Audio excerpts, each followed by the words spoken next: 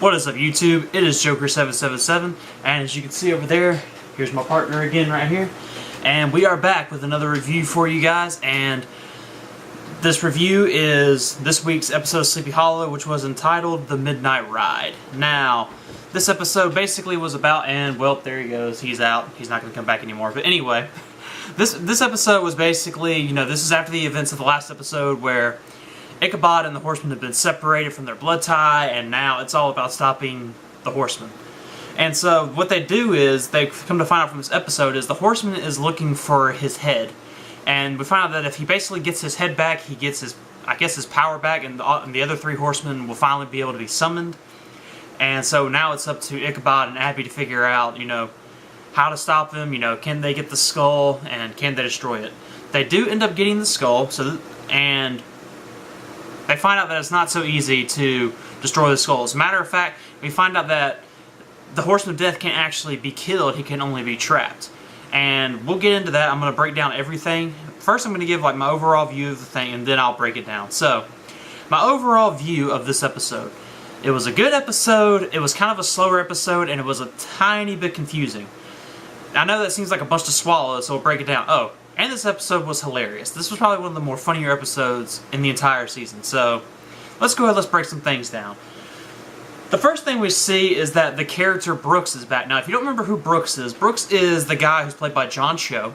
And he's the guy, basically, who gets his head snapped back and dies in the first episode.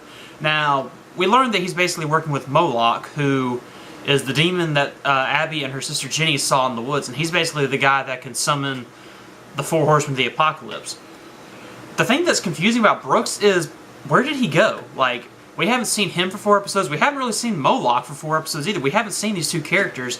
Moloch hasn't made an appearance yet. This is the first time that Brooks has been back in 3 or 4 episodes. So I'm kind of wondering where he went. Did he just, pack up and take a vacation in hell or something like that? I don't know.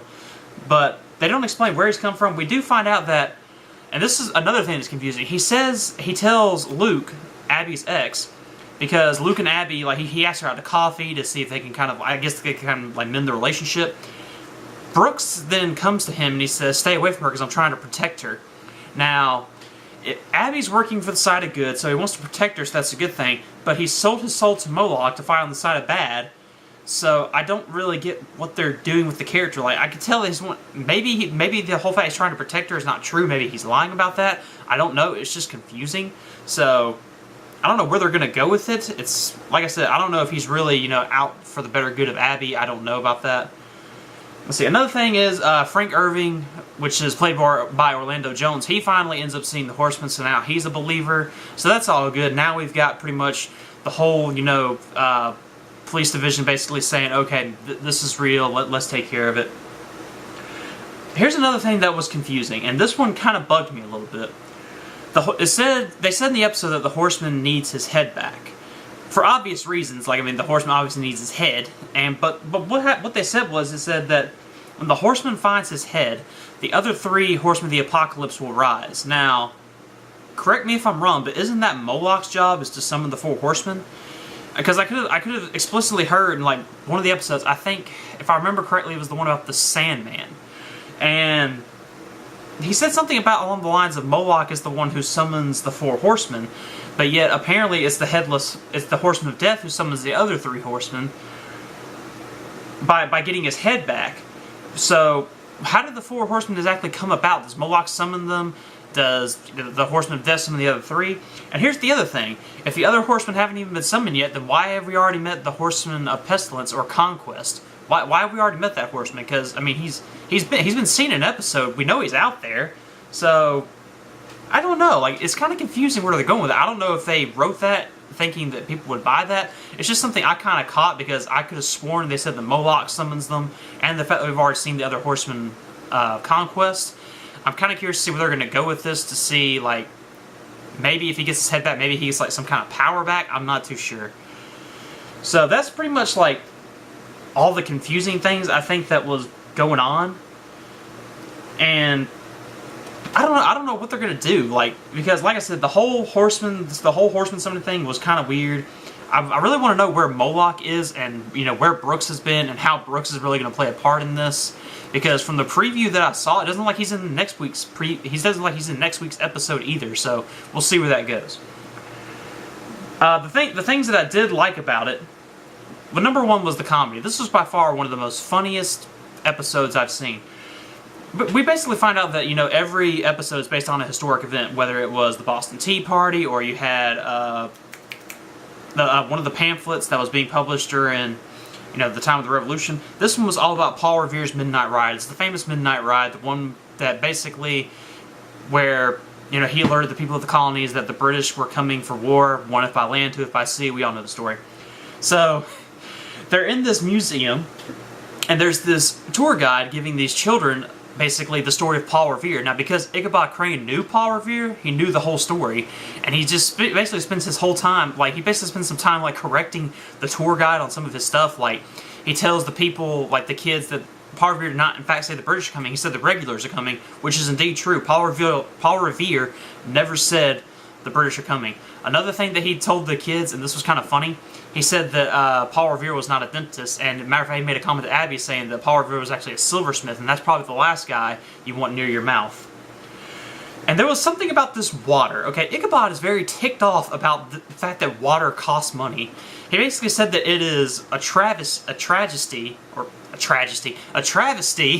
that people are now paying for water when before it was free. So I found that kind of hilarious, just because I've always kind of thought the same thing myself. Why do you have to pay for water when you can just get it out of the spigot? The one thing, here's something else I didn't kind of like. The way they trap the horseman is kind of lame. Now, the way it works is that the horseman can only come out at night, and basically if he's caught in the sunlight, he's trapped. So, and remember, he can't die, he can only be trapped. So the way they trap him is very lame. They use ultraviolet light, which is kind of like a simulated sunlight, which it was kind of lame. I'm not gonna lie. I was thinking maybe it'd be something cooler, but I don't know. I guess that was the best they can come up with. One thing that was pretty cool was the horseman's actually using modern-day firearms. He was using M16s and shotguns to basically do battle. And another cool thing they did was they actually recreated the chase scene, the famous chase scene between Ichabod and the horseman, to where but it's actually different this time, because Ichabod actually has the horseman's head, and he's trying to keep it from him, and basically the horseman is chasing him. He's cutting at him with his axe, all the good stuff. So I'm really glad they did that. I'm glad they included that classic scene. And that's my overall feelings of it. Like I said, it was a little bit of a slower episode. It was more of a mystery than it was action-based, just because they were basically trying to figure out what this manuscript that Paul Revere is carrying. It basically holds the secret to weakening the horseman. They were trying to figure out what it says, because it's in some kind of cipher. And so, with that, that's pretty much it. Like I said, not a whole lot going on this episode. Just some confusing things, some weird things, some hilarious things. So, if I'm going to give this episode a grade, I'm going to say it's a B-. I thought it was a good episode, but just the parts, that were confusing to me. Like, for example, the whole summoning of the horseman thing, and where has Brooks been, where is Moloch? These are some questions we kind of need to know. So, B- for me. Thought it was a good episode. I'm still enjoying the season. It's becoming one of my favorite shows of all time. Ichabod is quickly becoming my favorite character of all time, just because, once again, the way he interacts with modern technology is hilarious. There's a scene with him using a computer, trying to use the computer, and basically a chat site pops up where there's this chick who's in her bra and panties, and she's in there just do you want to talk to me? And Ichabod's all no thank you, I'm betrothed to another, and then he slams the screen shut, and it's hilarious. So, like I said, it's a B- for me. Turning it over to you guys. What did you think of the episode? If you watched it, or do you like the season so far? And that's pretty much it, guys. I'm going to get out of here. I got one more review to film, but until we see each other again, I'm Joker777, and I'll see you guys later.